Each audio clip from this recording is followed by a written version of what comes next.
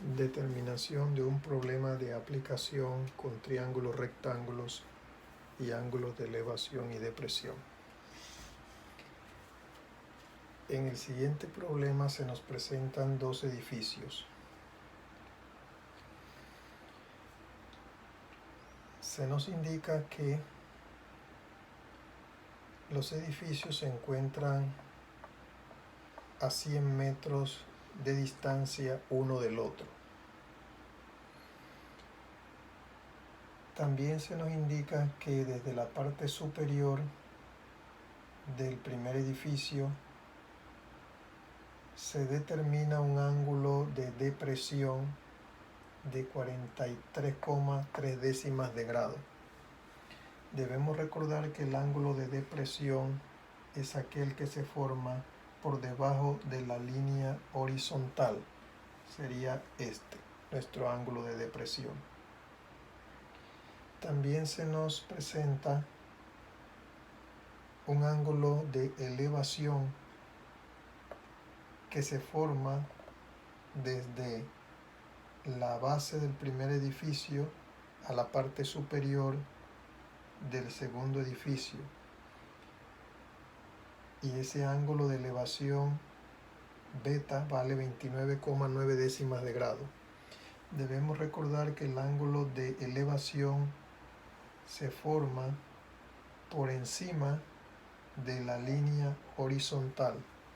En este caso, la línea horizontal es el suelo. Se desea determinar la altura del edificio. Esos son los valores que nos presenta el problema. Vamos a ver los cálculos que hay que realizar. Si observamos, podemos trazar una línea en este lado que me forme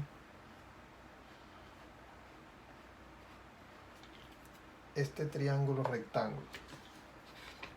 Y al hacer esa construcción, podemos observar que esta distancia sumada con esta distancia es la misma que la altura del edificio del lado izquierdo. Entonces lo que debemos hacer es calcular este lado de este triángulo y este lado de este triángulo para sumarlos y encontrar la altura. A este lado lo voy a llamar A porque se opone al ángulo alfa, y a este lado lo voy a llamar B porque se opone al ángulo beta. Entonces, al obtener A y sumarlo con B, podemos llegar a calcular la altura del edificio. Entonces, lo que vamos a hacer es determinar esos lados de ambos triángulos. Empezamos con el lado B. Vamos a trabajar con este triángulo. De este triángulo conocemos el ángulo beta, su lado adyacente que vale 100 metros, y vamos a calcular su lado opuesto. Una función trigonométrica que me relacione el lado opuesto al ángulo beta con su lado adyacente es la función tangente del ángulo beta, y beta vale 29,9 décimas de grado. Eso va a ser igual a su lado opuesto, que es B, sobre su lado adyacente, que es 100 metros.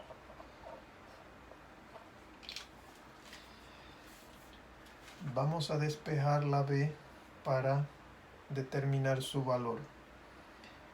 El denominador, que es 100, pasa a multiplicar a la tangente y nos debe quedar que 100 multiplica a la tangente de 29,9 décimas de grado. Ese producto nos va a dar el valor de B. Con la calculadora sacamos la tangente de 29,9 décimas de grado multiplicado con 100, y eso nos da un valor de 57,50, que redondeado nos va a dar un valor para B de 58 metros. Ya determinamos el valor de B.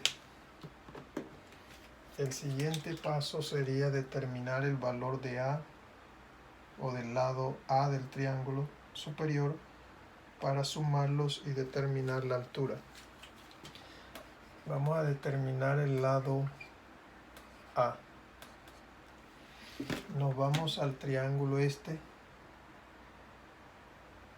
Debemos conocer dos valores de este triángulo para determinar el lado A. Solamente tenemos el ángulo alfa, pero si observan, la distancia o separación entre los edificios de 100 metros es la misma que está aquí. Entonces este valor vale 100 metros.